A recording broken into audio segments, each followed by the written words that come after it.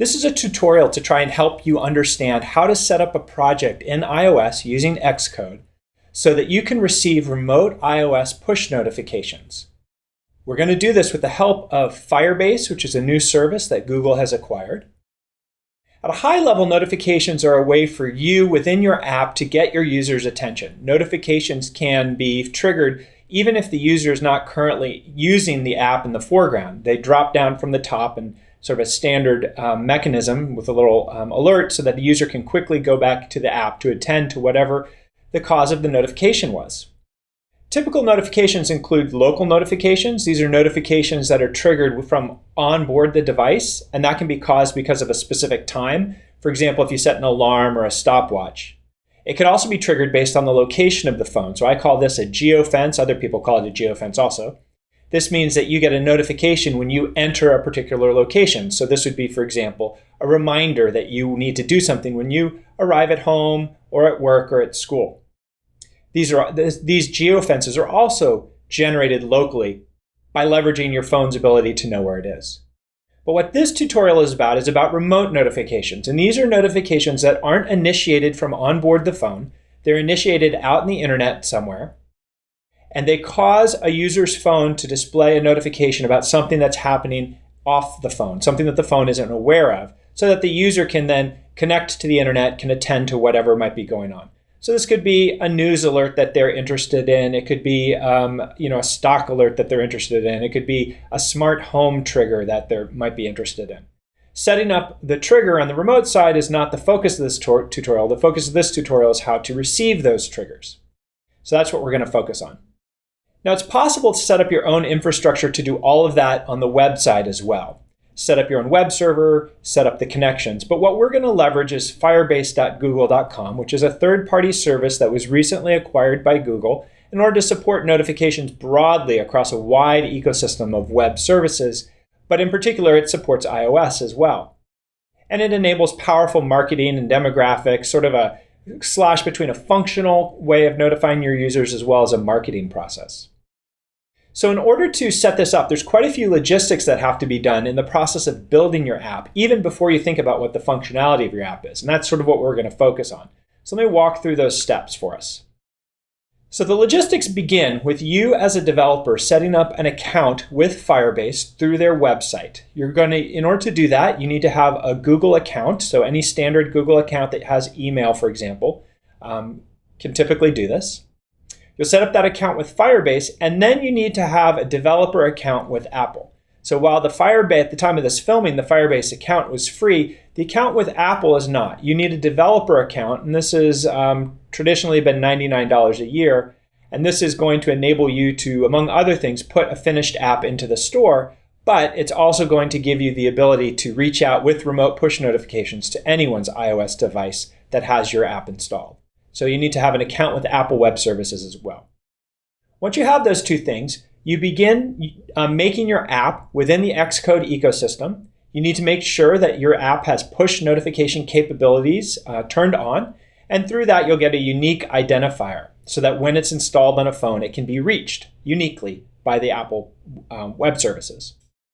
Once you've set that up in your app, then you're going to create a developer SSL certificate with Apple. And this is important for being able to validate that you, as a developer, are creating a chain of authentication from the origination of the notification all the way down to the phone. So it's pairing your accounts on each of these services with you as a developer with your app, all those things together. Once you have that, you are going to ask firebase.google.com using these certificates you're going to give them sufficient authority through your certificates in order to authorize to be an authorized source from which push notifications can be generated. So you're going to give those credentials to Firebase. What Firebase is going to do in response is to give you an info.plist file that you will include in the development process of your app that will have the necessary credentials in order to securely connect with Firebase. So now we've authenticated Firebase to Apple, and Firebase has told us how we can authenticate to Firebase. And then finally, we put those credentials into the app. that app then would be at the end of the phone. And so we've created sufficient chain of custody from the developer to Firebase, from Firebase to Apple, and from Apple to the app itself. Then you finish making your app and you distribute it however you're going to do that, through the test flight program, maybe individually through devices that are connected to your computer, or through the iTunes store. Then at some point, a user is going to install your app. And at that point, they will have a unique identifier through which you can reach them with remote push notifications. When you're ready to do that, after the development process is over and you now want to send a remote push notification, you can do that using Firebase's services. So you go on and you can access this process through a web interface. You create that notification, and because you've been authenticated with Firebase, you are allowed to, Firebase allows you to put that app through the system. Now that target app at the end has been identified both through a combination of the user's, through the phone's identity and your developer identity with the app. And so the notification is triggered by you to Firebase. Firebase passes it to Apple. Apple finds the appropriate phone and delivers the notification to them after verifying that your notification has been authenticated. It's pretty complicated when you kind of pull back the covers about all the authentication that's going on. And at that point, Apple does the work of finding all the devices running the apps that meet the criteria that you've indicated for who you want to be notified. And if the user has allowed notifications to appear on their phone, that notification will appear. This whole authentication chain only needs to be done once, and then once you have that ready, you can send push notifications as appropriate. Within the code, these are the processes that we're going to go through it to actually develop a very skeleton app from which we can do these things. The things listed here in blue are things that are done on the web, and the things that are in orange are things that are done within Xcode within your code base. So as I said, we're going to create a project with Firebase. We're going to use our developer account with Apple. We're going to start an app on our computer, and we're going to use CocoaPods from Firebase. We're going to make sure that our app has push capabilities. Then we're going to register that app with Firebase, and we'll get the credentials back from them and include those credentials in the info.plist. We'll create a development SSL certificate with Apple, and we're going to add that certificate to our local keychain. We're going to need to export it and provide it to Firebase so that Firebase can connect to Apple on our behalf. Then within our code, we're going to request permissions from the user to receive remote notifications. We will register the permission with the Firebase CocoaPod. We'll create a handler to receive remote notifications, and we'll run our application. Then the last thing we'll do is we'll send a notification from Firebase. Before we get started with this tutorial, I just want to say that this one was just a comedy of errors. It was really difficult to put together, not because the code was hard, but because one thing after another started breaking. So I tried to do this in the middle of WWDC, and so Apple services were down. I ran into a bug with Firebase and needed Firebase's technical support to help. There were a lot of errors involved here. So you'll see that the different pieces of code were filmed at different points in time. I hope that I did all the heavy lifting for you. So just with that introduction, here, let's get into it. Remote iOS push notifications using Firebase. Let's start building out the project that connects all these logistical pieces together. The first thing that we want to do is we want to make a project with Firebase. So let's switch over to a web browser. So in this case, this is Safari, and this is what you're going to look at Firebase. We're looking at firebase.google.com. And when you first show up there, you're going to see the ability to sign in over in the upper right. And that's what you're going to want to do. You can sign in using your Google account. So I'm going to sign in using my Google account, but since I have passwords and stuff I don't want to show on the screen, I've done that in Chrome. And so I'm going to close this Safari window and switch over to Chrome, where I have already signed in. So the first thing that we want to do is we want to create a new project. And so we're going to do that here with our Create New Project button. And we'll call it a Remote Push Demo. We'll call it that. I'm in the United States, so I can do that. And I can select United States, and I will create the project. Give it a few seconds to build up the resources.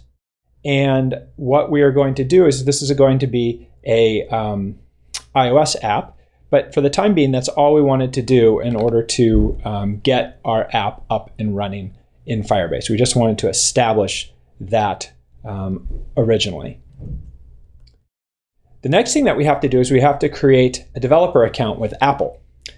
So this is something that you probably already will have, or if you don't, maybe you'll get one in order to do this push notification. To do that, you would go to Safari and you would go to developer.apple.com, for example, and click in your account. And and it looks like because www.dc is going on, this might be difficult to get right now. The next thing that we need to do is we need to make sure that we have a developer account with Apple. That's pretty straightforward. It usually costs about $99 a year. That's what it was last time. So let's just go take a look at our account here. Let's see, last time I tried to do it, it was shut down for WWDC, but here's developer.apple.com. And I can go to my account and sign in. And here we go, perfect. So we go to our basic understanding of what we're interested in, recent update with new program. And we can evaluate these different services and agree or not as appropriate. And what we're going to be interested in eventually is getting to this certificates identifiers page in particular. So that's what we're going to come back to. But that was the first thing that we needed to do. The next thing that we need to do is we need to start an app with Firebase CocoaPods. So that's the next thing that we're going to tackle. All right, now let's go ahead and start our app. And we're going to use the Firebase CocoaPods in order to do this. We also want to make sure that our app has push capabilities. As we do this, we're going to want to make sure that we keep track of our app identifier so that we can register it with Firebase. So let's give this a shot. Let's go to Xcode. Boot it up. And let's make a new project. For now, we'll just make it a single view application, and we'll call it Firebase demo for me. And we'll make this, give it an identifier, net.djp3.firebase demo. I'm going to do it in Objective-C. It'll be universal, and we don't need core data or any unit tests for this one. Go ahead and click Next, and I'm going to save it in iOS workspace. Okay, I might use a Git repository locally. We've got our bundle identifier here, which is net djp3 Firebase demo. I'm going to go ahead and copy that. I'm going to assign this to the team that's associated with my developer ID that we just looked at on the Apple developer website.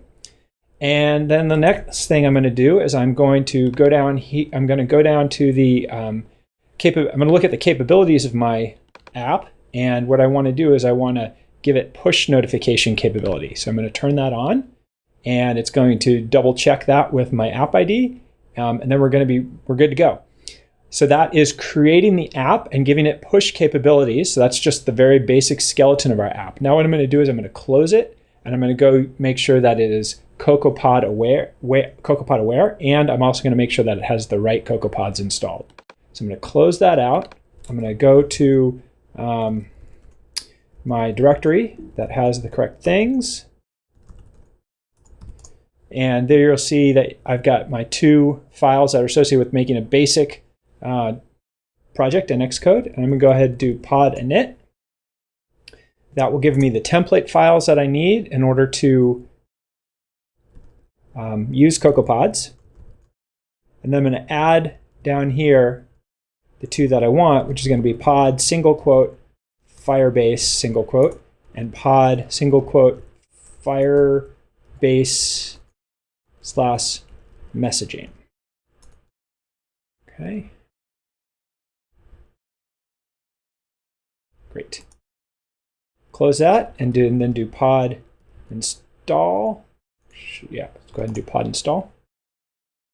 It'll go out to the internet to CocoaPod's site and get the required CocoaPods and the dependencies. Update it, and now I should have a .xc workspace file, and that's one that we're going to work on from this point forward. Xc workspace, there we go. Open that up in Xcode, and you'll see over on the left we've gotten some CocoaPods in our directory. Okay, so what did we do? we built a project, we gave it push capabilities, we captured the bundle identifier, and we added CocoaPod ability. That's what we wanted to do in this chunk.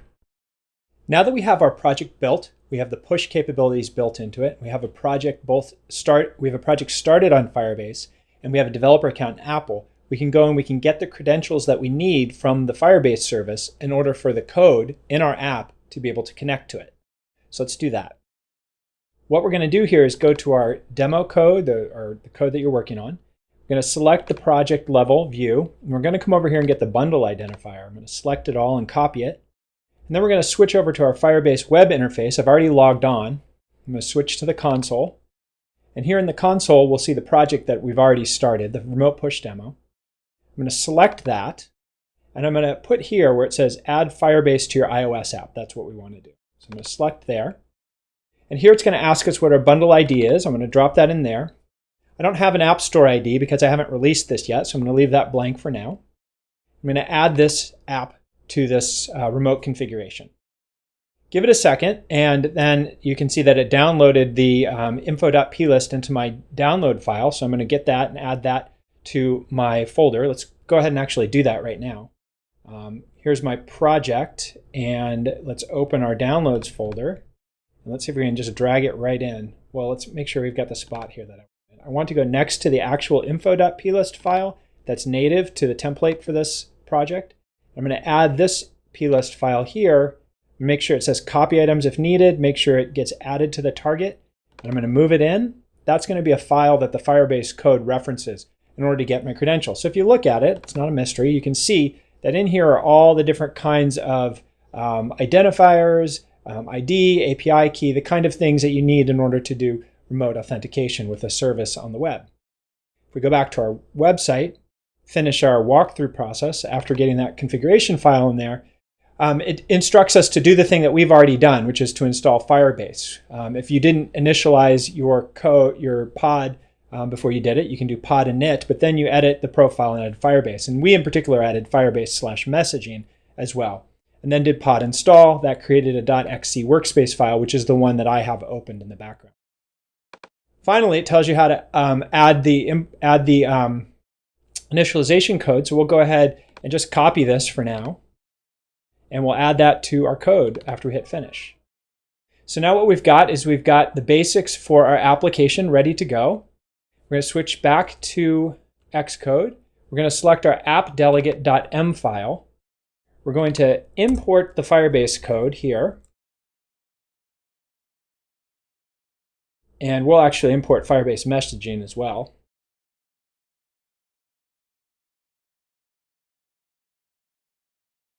There we go. And then our did finish launching with options method in our app delegate. Oops, I forgot my semicolons, I think. We're going to drop the code that we just had. So this is all the template code that's already present. And this is what they recommend starting with. So this has connected our code now, our app that we'll deploy to different people. It connects it with the Firebase service. There's a little bit more that we have to do in order to get it to work. And we'll do that in our next move. Okay? Our goal now is to produce the credentials that are going to enable us to contact our app from the Firebase web service.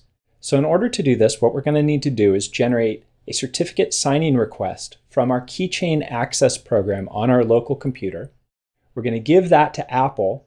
Apple's going to deliver us a private key, which we're then going to upload to Firebase. And that's going to enable Firebase to be able to send messages on our behalf to the applications which we have authorized, to the applications that Apple has authorized through this signing request, through the Apple services.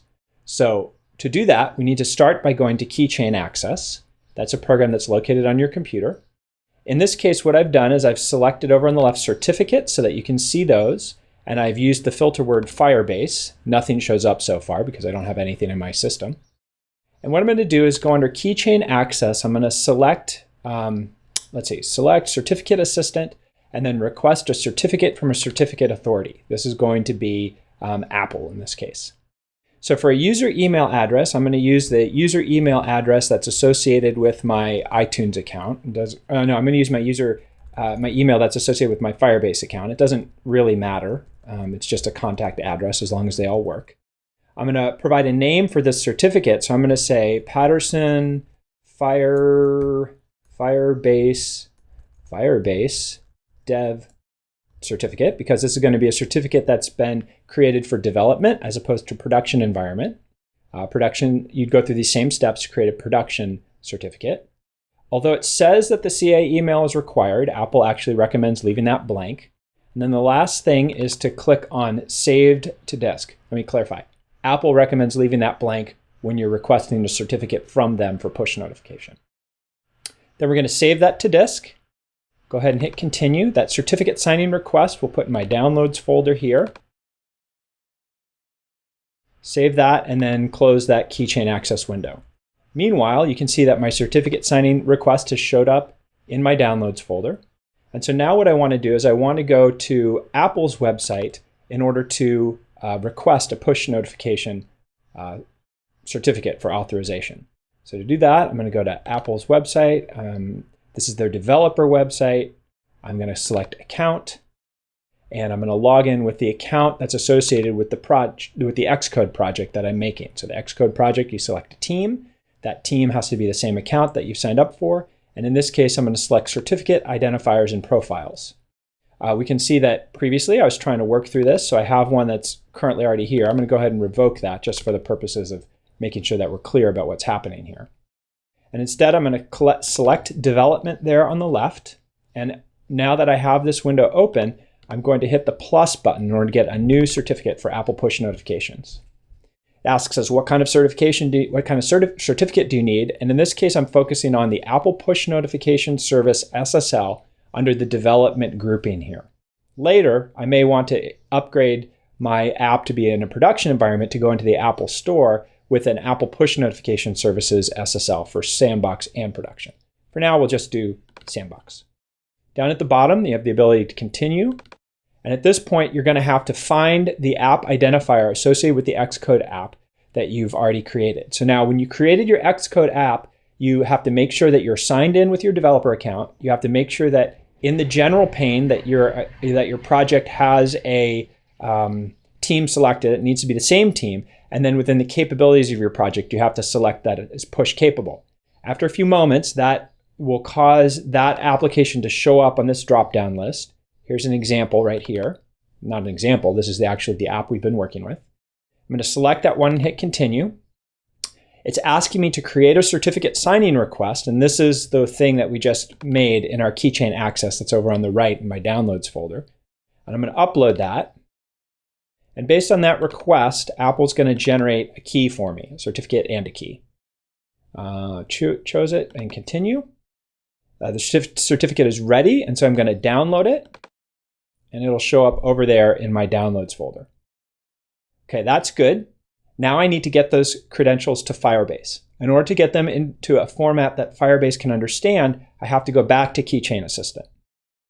In Keychain Assistant, I'm going to double click on the certificate that I just downloaded in order to open that certificate in Keychain. Because Firebase, let's see, do you want to add the certificate to the file apps development to a keychain? Yes, and I want it to go into the login keychain, I guess. Okay. Because I have my filter set up here, it immediately shows up. I'm going to open that accordion element there so that I see two elements. And this is something that we found to be kind of important in terms of getting this all to work. You need to select both the certificate that you downloaded and the key that's underneath it so that two things are selected. This is in Keychain Access, and from Keychain Access, you can either go under the menu and export it, or you can select Export to Items with a right click. From there, you want to make sure you select the P12 format, and we're going to give it a name, and I'll say Certificates for Firebase. And this is going to export those two things in a particular format to your disk in a way that Firebase can utilize. And I'm going to protect it with a simple password. This is the password that's used to protect the file, so the file has a password associated with it. Okay. And okay. Now this is the password associated with my machine because we have to give Keychain Access the permission to export the two things that I'm asking it to export from my keychain. So that's the first one. And here's the second one. All right, and now you can see that that file has been exported to my downloads folder. I have the credentials now in the format that Firebase needs. Now the next step is to actually deliver it to Firebase. So I go to Firebase. I'm already logged in. And what I'm looking for now is I'm looking for my application. I'm going to open up the window a little bit and go to my console. My application is already here because we've already registered it. Give it a second to come up. We're going to select that example. We're going to select settings, manage under the project. And along the top, we're going to select cloud messaging because that's what we're working on. We're working on the ability to send push notifications through the cloud. Down here, you can see there's a place where you can upload your development Apple push notification certificate. That's what we created. Or later, you can upload the production certificate if you decide to create that on your own. So I'm going to click Upload Certificate. I'm going to browse to my Downloads folder to find the certificate that I just exported from Keychain. I'm going to choose it. I'm going to type in whatever password I protected that file with when I was exporting it. If all goes well, you'll have a valid certificate inserted into Firebase. And so now you have the ability for an application to receive push notifications from the Firebase service. So now what we need to do is we need to go back into our code and close the loop so that our application can receive these notifications. So that's our next chunk. Okay, we've established our credentials now with Firebase and with the Apple Push Notification Server on the web services side. Now what we want to do is update our code so that our application can correctly register with Apple Push Notification Services in order to receive messages from Firebase and then handle them if we need to. And then also demonstrate how we can send them from Firebase. So let's go back to our code. We're here in our Xcode environment. I'm going to select our launch screen storyboard. And I'm just going to throw a loading label out there so we can keep track of what's going on in our app as it's executing. So throw loading up there and give it some constraints to keep it horizontally and vertically in the center, and then Alt-Command equal to center it. And then in the main storyboard, I'm going to do kind of the same thing, but rather than saying loaded, I'm just going to say loaded and select it and give it constraints to drop it in the middle, horizontally and vertically of the device, and then Option Command equal in order to center it. Now within our view controller, there's very little that we're doing. This is an application, this is all template code. The push notification service is an application level interaction, not a user interface level action. Although of course, after you receive a push notification, it might alter the user interface, but sort of more on the model side than it is on the view side.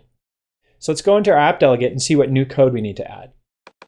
So if you recall, previously we had already imported Firebase and we'd already imported Firebase messaging. And in our application did finish launching with options, we already had this line which said, let's access our Firebase CocoaPod and configure it. So that's sort of something we already had. So I have some code here that we're going to add and walk through, but let's go down to the bottom for starters. And down here we added a pragma mark with some custom Firebase code. And the first thing that we want to do is we're going to create a method that's called connect to Firebase.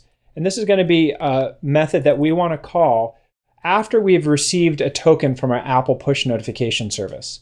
So the process is going to end up coming back here to where we connect to Firebase. So what we do when we come here is we call the Firebase messaging CocoaPod with the method messaging or the selector messaging. We receive back an instance and then we say connect with completion, and here we pass it a completion handler saying, hey, let us know if you're able to connect to the web service, the Firebase web service. So let's go back up to the top to our application did finish launching with options. And the first code I'm going to uncover here is the part where we request permissions for notifications, because logically this is kind of the first thing that you do. So the first thing that we want to do is we want to create an object which is going to request permission from the users in order to generate notifications. And the kinds we want to be able to generate are sounds, alerts, and badge items. This is the object that we use in order to create our notification request. And then this code here is where we actually do the work of asking iOS to request those permissions from the user. Now, when we do this, This is a one-time setting with the app, so our app is going to, on behalf of our app, iOS is going to ask the user for permissions to receive notifications, and in the future, if the user has already provided permissions, that application will automatically be granted permission to do it. If the user, after having given this app permission through one of those little pop-up dialogues, wants to rescind that permission, they can go into their preferences pane and change the settings that way. All right, once we've actually requested, once we've created these notification objects, here's where we request that permission from the user. We call our application and we say request those notifications. And then once we have permission to do that, we are going to request from the Apple push notification service a unique device identifier so that we can tell Firebase who we are, and then Firebase can send things to us. So this register for remote notifications is asking the Apple Cloud to send us a unique identifier. Now at some point we're going to get a callback, and that callback is going to have the device identifier with us. And the way we're going to get notified when that happens is we're going to rely on Firebase. So Firebase is going to use Swizzling to intercept that callback, and then it will issue its own callback as well. And so we're going to register for Firebase's callback. And we're going to do that here. We're going to do that before any of the other things because we want to have that callback in place by the time we register for remote notifications to make sure that there's not a race condition where the callback comes back faster than our code perhaps gets executed. So what we're going to do is we're going to ask the NS Notification Center, something that's built into Apple, to give us the default notification center. We're going to add an observer, which is going to be this class, this app delegate class. And when the particular message gets, when the particular event gets fired, we want our token refresh callback method to be called. And we haven't implemented this yet. That's what we'll do next. But we want that to be implemented. And then the event we're asking for is we're asking for this this event that's being generated by Firebase. So when Firebase gets the token, it's going to fire this event and it's going to call our code back. All right. So again, in this initialization code, we're going to do an initial configuration for Firebase. We're going to register for a callback so that after Apple notification gives us our our device ID, we're going to have token refresh callback called. We're going to request permission for remote notifications for the users. We're going to request that permission, and then we're going to request a device ID from Apple Push Notification Services. Okay, now let's go down and let's implement our token refresh callback. All right, so that's down here.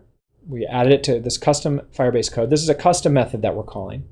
And this is a method that's going to be invoked by an event that Firebase has generated. So Firebase, what we can do is we can say, all right, well, we're interested in getting our token perhaps, and then this is the way that we would get our token. This will be the token that we get either on the first time when we register with our Apple Push Notification Services, or if in the future we've already registered, we'll get this callback with the token that has been refreshed. And so this is how we ask for the instance of Firebase, and this is how we ask for the token, so we can get access to this token as soon as it's available, and we'll just print it out to the log indicating that it's present. When we do get that token, we're going to go ahead and connect to Firebase. So although we've initialized the Firebase code locally within our application, we haven't asked that Firebase code to connect to the web service. So this connect to Firebase call is going to call our code here, and that's going to initiate the call to the web service. Okay. Okay. Now let's walk through the other different kinds of callback functions that we get by default. So when our application becomes active, we're going to connect to Firebase as well. Now this might be the first time, or this might be after it's been paused. We're just going to recreate that connection because we're also going to disconnect when we enter the background. So whenever we enter the background, we're going to disconnect from our messaging.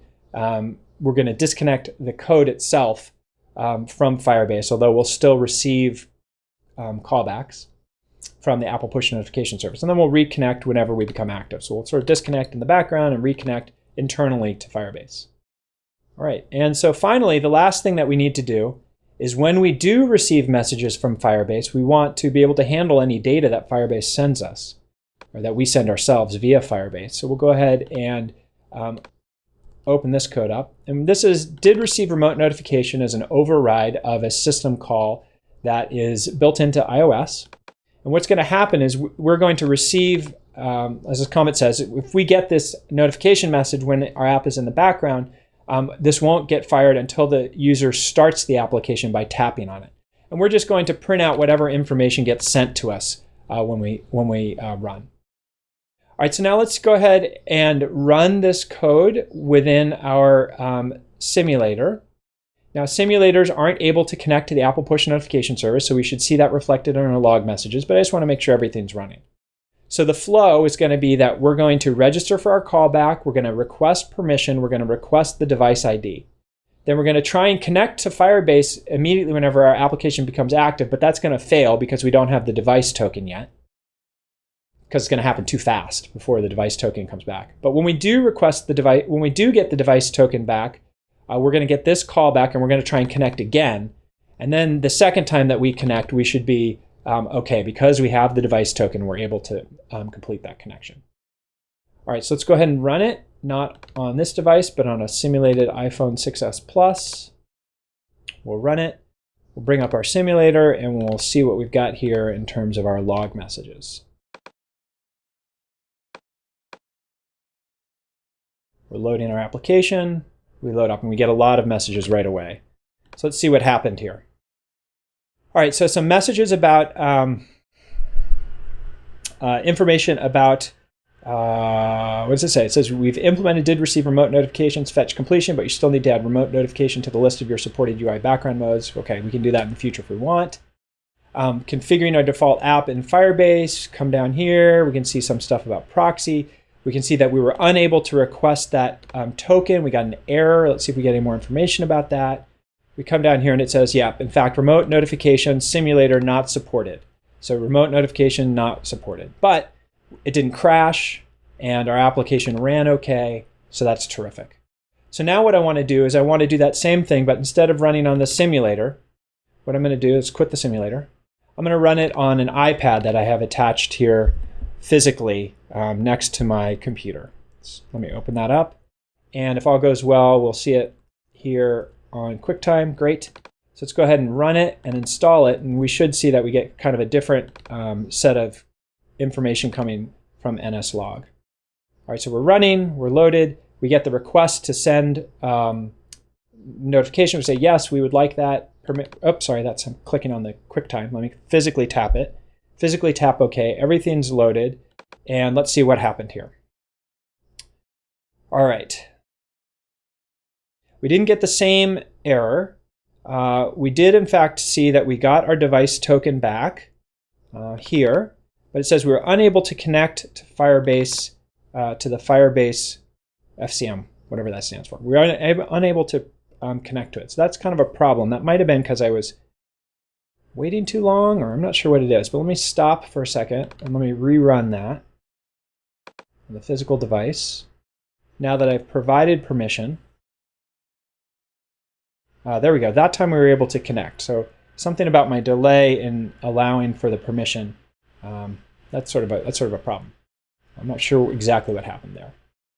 In any event, we have this running now on our device, and what I'm going to do is I'm going to put the application into the background. And you can see that it's already got a badge. So we're going to go ahead and go to Firebase now, and we're going to send our message. That badge is left over from my testing it. So let's go ahead and enter a message. We'll call this Firebase demo test 4. We'll just say Firebase demo as a message label. We'll send it now. We'll say, who are we going to send it to? We'll send it to anyone who's using this app.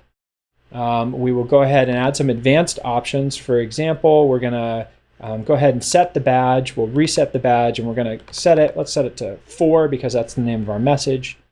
Let's have it expire in a few minutes. Just have it expire in 5 minutes.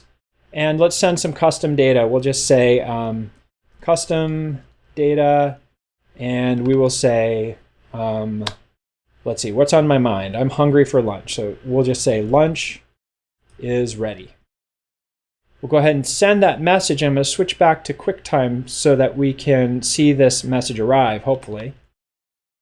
QuickTime, and we'll go ahead and send that message. And on the iPad, you can see the message has sent up. I'm going to click on it physically. It's going to open the device. And then if we come back here, let's see, that was being run separately. That wasn't being run in the debugger, so we didn't see any of the NSLog messages being output. So let's see, I guess that's good. Let's go ahead and rerun. Okay, so it worked. We got a remote push notification. We opened it. Internally, we got the message. But what I want to do is demonstrate the log messages coming back so that we got it. Now, if I swap this out, you can see that the badge number has been set to 4 as per the remote notification. I'm going to go ahead and delete this from my device. I'm going to come back here to Xcode and I'm going to run it. And I'm going to get the request for permission again. If all goes well, hit OK. Did it fast enough that we connected. Now I'm going to go back to Firebase and I'm going to send another message. This time my app is open, and so I'm not going to see that badge come down because my app is open, but I will get the callback information as indicated through the NSLog information. So let's go ahead and duplicate this message, but we'll call it Firebase Test 5.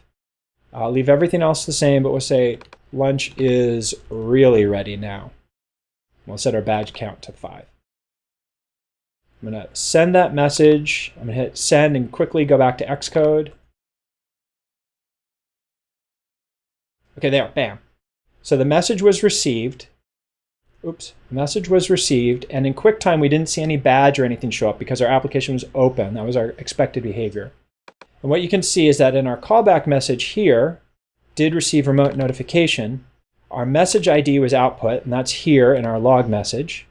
And then our message info here is the user info that was passed in. And you can see that it's a little JSON object, or no, it's a little dictionary object here, in which our custom data key has the value lunch is really ready. So in this way, what we were able to do is we were able to pass the information from Firebase's service through all the way to our app. And there's a lot of ways in which we can identify which one of our app installations we want to reach. And you can explore all those options in Firebase's documentation or in their user interface. Okay, great. All right, so I think that's pretty much everything. We made our project with Firebase, so on the web service, that's why it's in blue. We initialized a placeholder in our web service.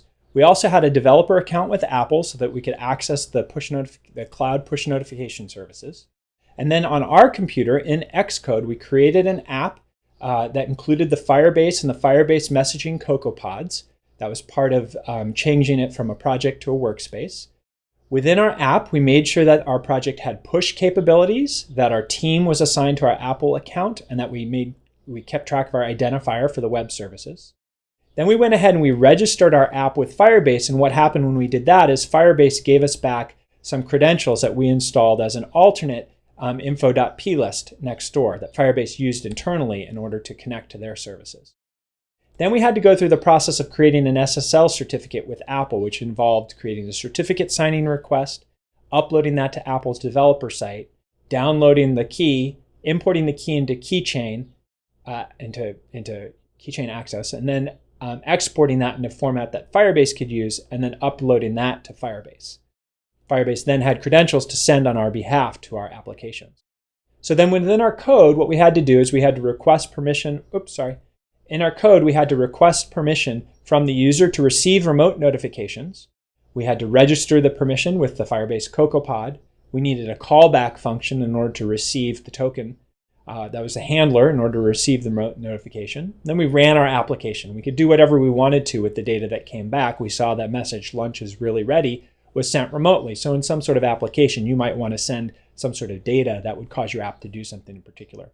And then finally, we demonstrated how to send a notification from Firebase.